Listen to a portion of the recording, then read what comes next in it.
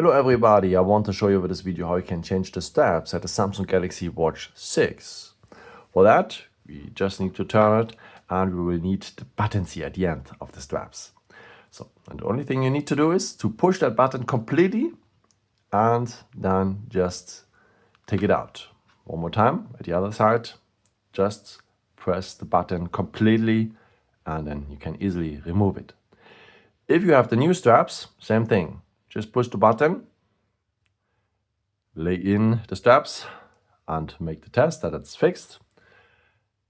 And on the other side as well, push the button, lay in the straps and make the test, and looks good. I hope I could help you with this video and answer your question. And yeah, maybe if you want, you can leave me a nice comment or give me a thumbs up. That would be very helpful for my video set. Thank you so much for. And yeah, maybe until next time. Ciao.